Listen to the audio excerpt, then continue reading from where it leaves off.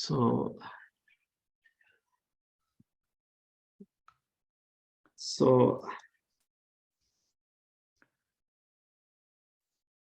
okay.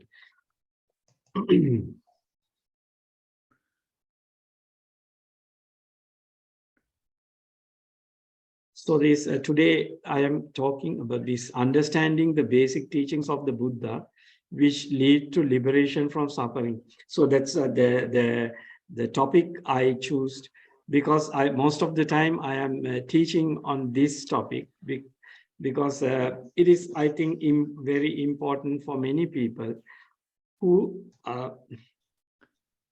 don't understand the basics, because as we are Buddhists, most of us are Buddhists from our birth. So therefore, we know the Buddha's teachings, and we use some of those teachings. Basically, mainly the sila, the virtue, we learn from small age and practice the virtue. But and sometimes when we were going to school, as we were Sri Lankans, so we learn Buddhism. So the basic the teachings of Buddhism, or the what people think is important, as important, we learn. So how much we take into our day-to-day life and day-to-day practice, are still, are we correctly focused on the right teachings of Buddha? Are we seeing the path? Are we seeing the liberation within us? So that is the question always we have. When people understand the right core teachings, so they come to the right practices. These right practices start liberating people's minds. So this is a practical thing. So then people clearly know why suffering arises within us, and how does suffering go to the cessation. So these things we can directly experience within us when we learn these basic teachings of Buddhism. So generally we know these Four Noble Truths. That is what we learn when we are learning Buddhism. So the noble truth of suffering, and the noble truth of the origin of suffering, and the noble truth of the cessation of suffering, and the noble truth of the path to the cessation of suffering. These four main things we learn. But how much deeply, how far we understand, how far it relates to our bodies and minds. So how do we see these things in the right way? So when we go to the Lord Buddha's teachings, how Lord Buddha classify people as Buddhists and non-Buddhists. Those days, actually, Lord Buddha, they don't name people as Buddhists or non-Buddhists. But there are when we are reading Tipitaka, we can clearly see how Buddha differentiate people who practice the path, or who come to the practice of the right practices, which leads to the liberation, and why people don't come to the right practices, and what is the reason behind this. So I will read one of these suttas. So then you can you can remind yourself how Lord Buddha directly teach these things. This kind of teachings are you can frequently see in Tripitaka in many places, and maybe thousands of places. In Tripitaka you can see this kind of teachings.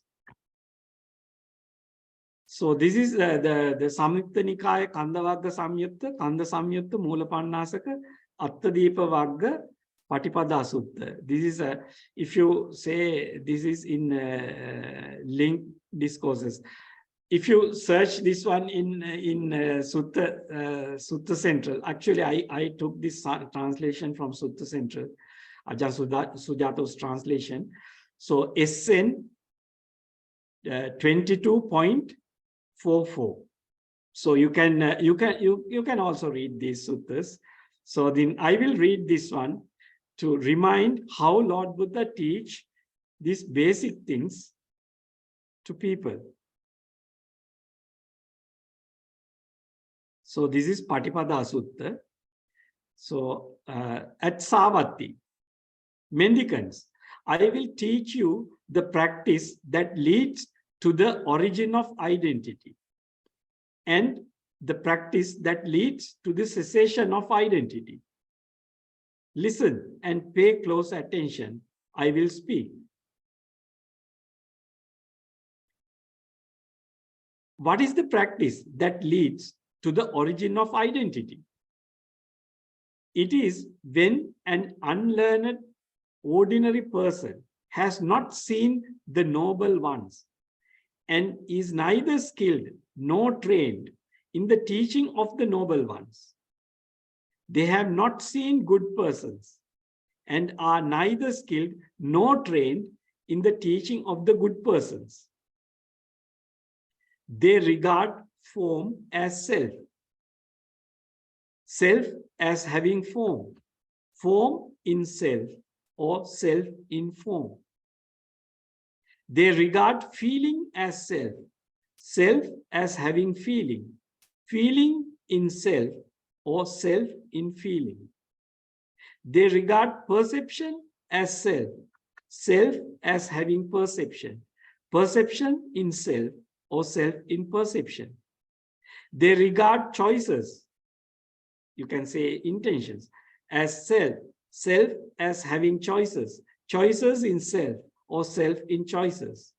They regard consciousness as self, self as having consciousness, consciousness in self or self in consciousness.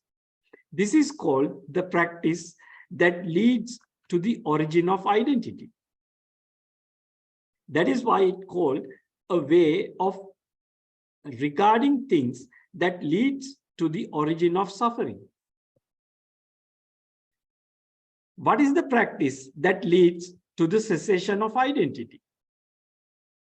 It is when a learned, noble disciple has seen the noble ones and is skilled and trained in the teaching of the noble ones.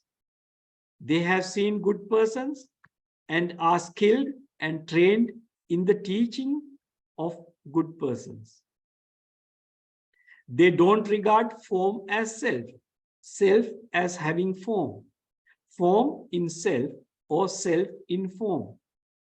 They don't regard feeling as self, self as having feeling, feeling in self or self in feeling.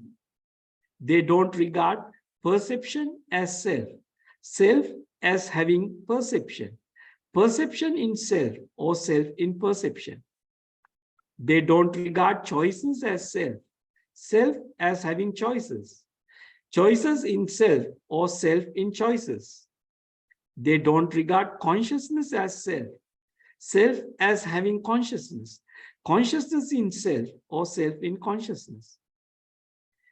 This is called the practice that leads to the cessation of identity. And that's why it's called a way of regarding things that leads to the cessation of suffering. So this is the way how Lord Buddha teach people to practice correctly. So this one differentiate what is the wrong practice and what is the right practice. So do we have enough faith and confidence to do this? So that is the problem. So if we don't believe this is the right teaching, so this is the teaching we can directly take into our day-to-day life. and practice. So if you don't take into these things into practice, we don't correct our way of seeing this life or our experiences. All forms, feelings, perceptions, volitions, and consciousnesses arise within this body and mind. We take in the wrong way because we don't practice these things in our day-to-day life. So Lord Buddha say, it is very nice. I will read another sutta. So this Vipallasa Sutta, how our vision is distorted by the wrong practices. So it is already within us because the sentient beings go in samsara because delusion. So delusion is a part of all existences. All kind of consciousnesses arise based on delusion. It is a part of the system. So avidya paccaya sankara, sankara paccaya vijnana. Vijnana always arise with a precondition is the delusion. So that's why we have to understand. So if we don't correct the products of this deluded system, we always fall into the deluded thinking or deluded way of acting and reacting using this body and mind. So that's why it is a part of our existence. It is the way how it works. So when we listen to Dhamma, so we have to take into consideration these basic teachings and take into our day-to-day life practice. So then we can avoid, or we can stop falling into the deluded, the verbal actions and bodily actions, and the deluded mental actions also we can avoid if we practice the right perceptions, then right volitions. So that's why we have to correct the perceptions. So I will read this Vipallasa Sutta. Then it is also very inspiring sutta. So then Lord Buddha say how these wrong perceptions create the wrong mindset, the way of seeing things. So then it leads to the wrong view, seeing things wrongly. So the important thing is we have to practice the right perceptions in our day-to-day life to correct the wrong attention to objects. Because our mind have the wrong attention to objects, it leads to the wrong view, and it gives the wrong. The wrong means what are the feelings, perceptions, volitions which are leading to the suffering or the craving and attachments. So if we practice the right perceptions, we can correct our mind and cultivate the right attention to the present moment and cut off all unnecessary stuff and develop the skillful intentions, which leads to the cessation of all suffering. So when people develop these right perceptions, people see the path because their attention corrected by correcting the perceptions. Then they get the right attention to all life and all experiences, and then it correct the view, and then they start seeing the world in the right way. So then they see why suffering arises. It is a part of this natural phenomena. This body and mind is a natural phenomena. It arises based on the all forms, feelings, perceptions, volitions arise based on causes and conditions. When the causes and conditions are changing, these things change, not because I, me, myself. This I, me, myself notion comes from delusion. So the impermanence is always with this phenomena. These are the most important things we have to keep in mind. So I will read this other sutta first, then we can go discuss much better way. So this Vipallasa Sutta. So this is also coming in Anguttara Nikaya. I am reading the Ajahn Sujato's translation. So numbered discourses, AN 4.49, Vipallasa Sutta. Mendicants, there are these 4 perversions of perception, mind and view. That is Chitta Vipallasa, Sanya Vipallasa, Chitta Vipallasa, Ditti Vipallasa. There are these 4 perversions of perception, mind, and view. Taking impermanence as permanence. Taking suffering as happiness. Taking not self as self. Taking ugliness or unpleasantness as beauty or pleasant. So these are the perversions. So what is the first thing? Taking impermanence as permanence. Taking suffering as happiness. Taking not self as self. Taking ugliness or unpleasantness as beauty or pleasantness. So these are 4 perversions of perception, and then mind and view. There are these 4 corrections of perception, mind and view.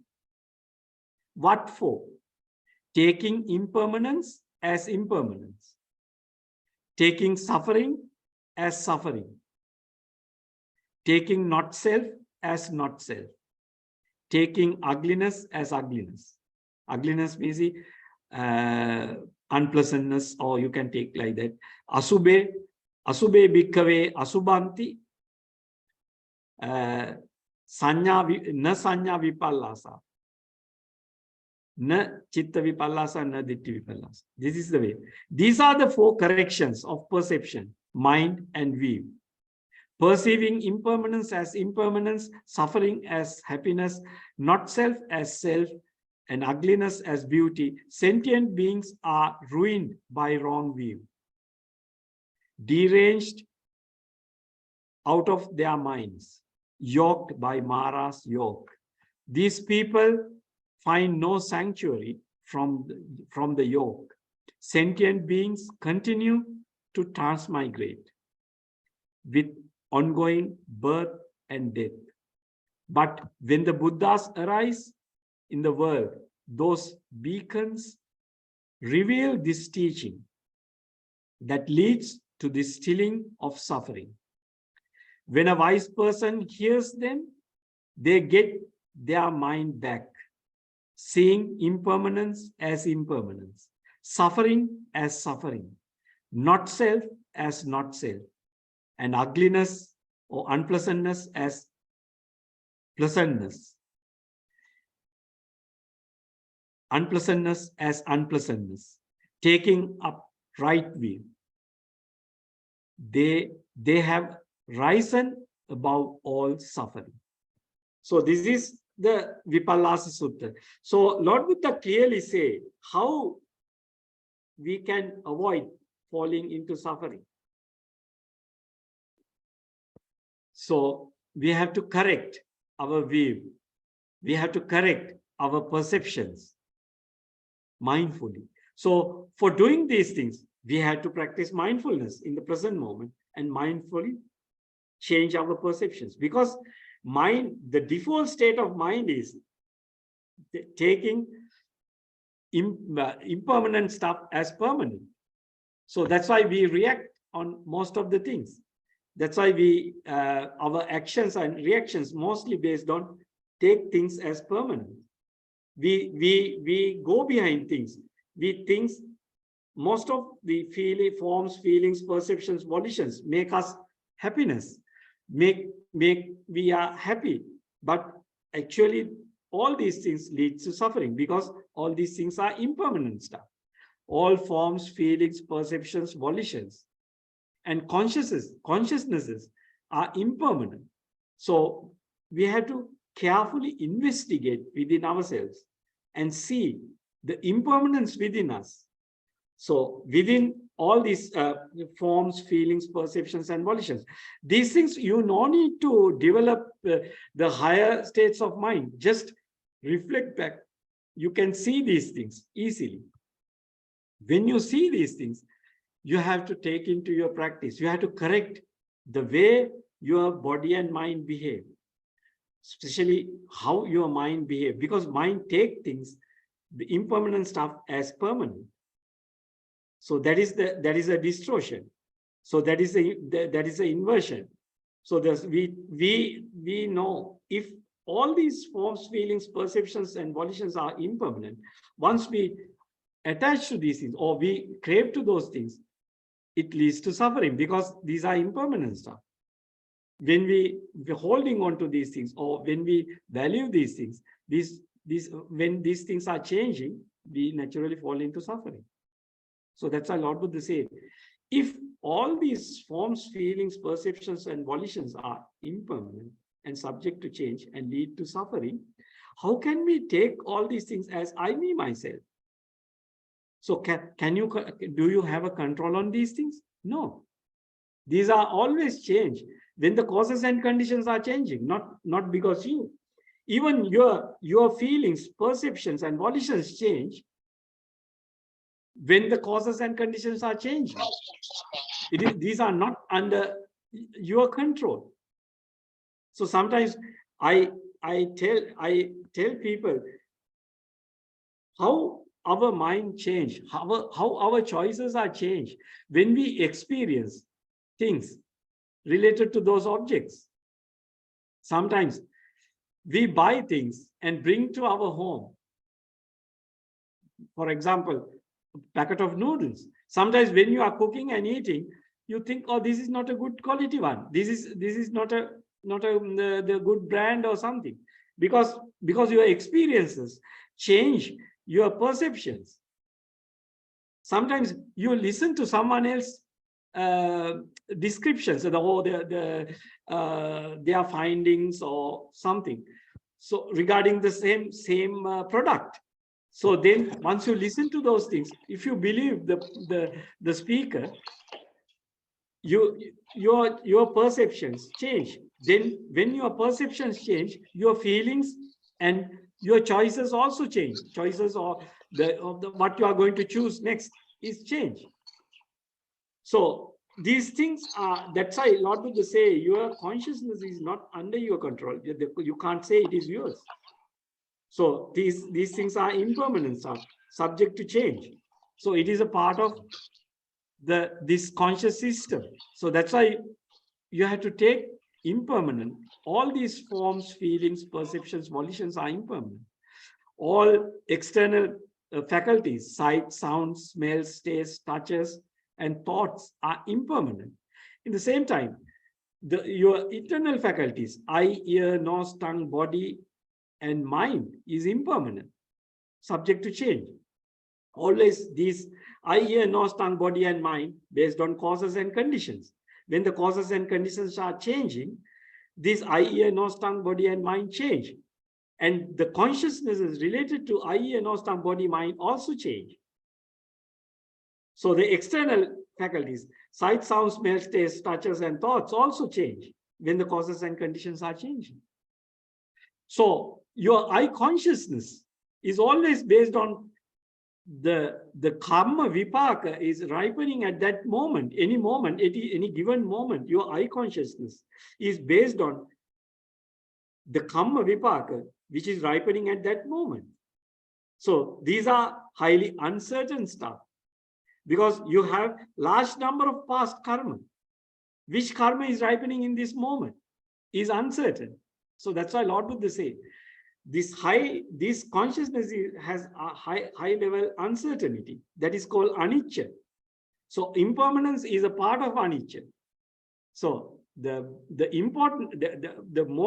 biggest thing is the anicca is uncertainty. So when we understand all these phenomena is uncertainty, based on uncertainty, there are the big level of uncertainty. So therefore, all the products of this phenomena leads to suffering. This sight, sound, smells, taste, touches create the forms, feelings, perceptions, volitions. within our mind. So these things are subject to change when the causes and conditions are changing. This leads to suffering. So these things, so that's why Lord Buddha say, if a person keep in mind these things, so they give a lesser value to all forms, feelings, perceptions, and volitions, because these things are unreliable. Our consciousness is unreliable. These feelings, perceptions arise at any given moment, has a limited lifespan. So after some time, these things change to the opposite side. So if you rely on these things in the present moment, definitely you fall into suffering. So it is a part of this conscious process, because this consciousness is always deluded. Because once you have a feeling, you have a choice related to that feeling. It is a part of this conscious process. If you are not mindful, you just fall into that state of mind and you go behind those intentions which are coming behind this conscious process. If you are mindful, then you can avoid, whatever thing arises within us is impermanent and leads to suffering. These are not arise within this body and mind because I, me, myself. It is a part of this natural process.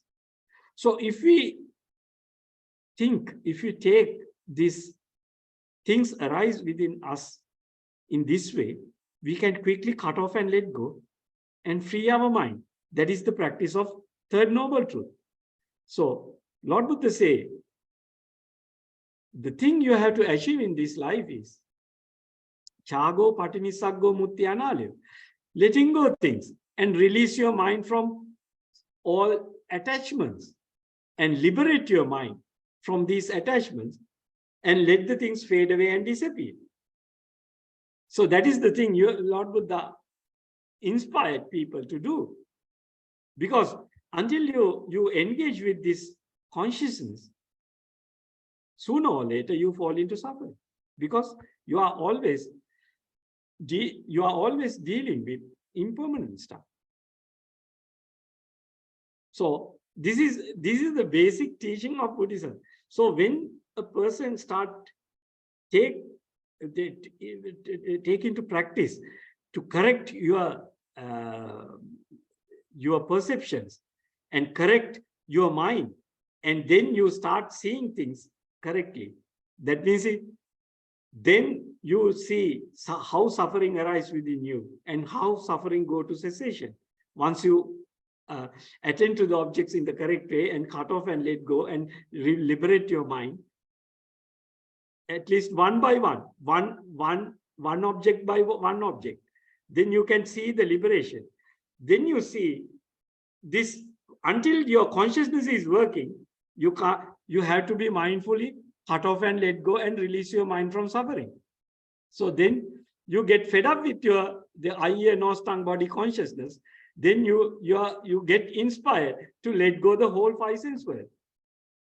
Then you start your mind inclined to practice the 6, 7, and 8 factors of Noble Eightfold Path, and you just let go the whole the eye, ear, nose, tongue, body consciousness. So you let go the five sense world, and you train your mind to focus attention to the 4 references of in the body, and let go the whole five sense world, and then your mind develop to the higher states, or the states beyond this five sense world. So the fine material realm or immaterial realm, the consciousness, then mind develops to those states and let go the whole five sense world. So then you can directly experience the liberation from five senses. So I will read another small sutta. So this is also the Mahapunyama Sutta. So how Buddha inspire people to practice. So this is just the simple. So this one also. I will read only 1 or 2 small parts of this sutta. One monk asked, "But sir, how does identity view come about?" It is when an unlearned ordinary person has not seen the noble ones and is neither skilled nor trained in the teaching of the noble ones. They have not seen good persons and are neither skilled nor trained in the teaching of the good persons. So this is one of the most important thing I want to point out, because people not get inspired if they don't see the people practice in this way. The practice this take impermanence and impermanence and cut off and let go things and free their minds. So important thing is not only knowing the things are impermanent and not the things are not I, me, myself, this I, the eye, nose, tongue, body and mind, or sight, sound, smell, taste, touches, or these forms, feelings, perceptions and volitions and consciousnesses are not I, me, myself. You can think, but you should train yourself to take these things into account and cut off and let go all the cravings and attachments. So that is the important thing. That is the thing Lord Buddha inspired people to do. Cut off the craving and let go all the attachments and liberate your mind. All these practices lead to the nibbindang virajyati viraga vimuchyati. The nibbida is the revulsion, or let the things to turn away your mind from those objects. You are not going to value those things because you see the reality related to those things. So your mind turn away from all forms, feelings, perceptions and volitions, and you let them fade away and disappear. You start valuing that kind of things. So you are cutting off the engagement or the enjoyment which arise within yourself related to all these forms, feelings, perceptions and volitions. So that's why, so when we listen to Dhamma and when we see the people practice and they gain the benefits of those practices, because when people practice these right perceptions and then the right mindset, what they get, they are not fall into the sad mindset. That means abhijja domanas, the greed, strong greed and unhappy mental state mostly get disappeared, because they know what is happening here. So they know how to release their mind from suffering states. And they were inspired to let go the whole five senses and fulfill the whole the final factors of the Noble Eightfold Path. Develop the mind to jhana states. They get automatically inspired because they see this world in the right way. This seeing develop by correcting the correcting the perceptions. We let go the wrong perceptions and cultivate the right perceptions. So I will read this this last part of this Mahapurnama Sutta, how Lord Buddha introduced these things to people. Now, mendicants, you have been educated by me in questioning with regard to all these things in all such cases. What do you think, mendicants? Is form permanent or impermanent? Impermanent, sir. But if it is impermanent, is it suffering or happiness? Suffering, sir.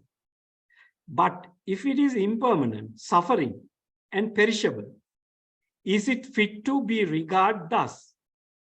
This is mine. I am this. This is myself. No, sir. What do you think, mendicants? Is feeling permanent or impermanent?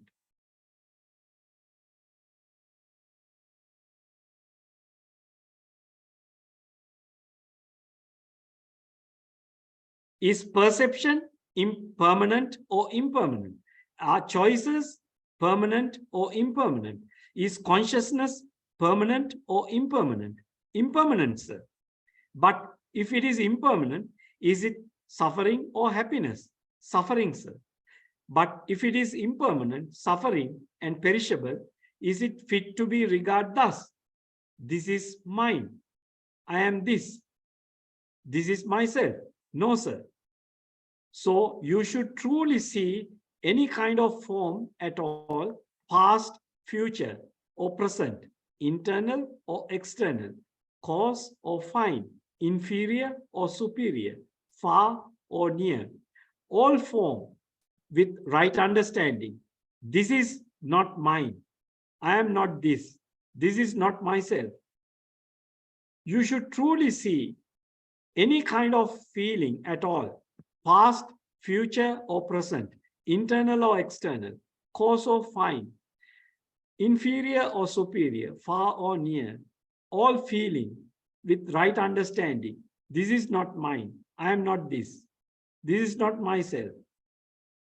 In the same way, so the perception, choices, and consciousnesses, you should truly see any kind of consciousnesses at all, past, future, or present, internal or external, cause or fine, inferior or superior, far or near, all consciousnesses with the right understanding. This is not mine. I am not this. This is not myself. Seeing this, a learned, noble disciple grows disillusioned with the form, feeling, perception, choices, and consciousnesses. Being disillusioned, desire fades away.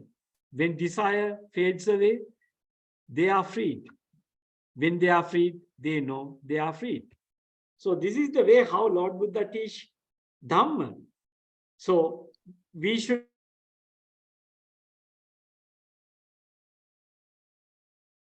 motivated to do the right thing, to follow the path.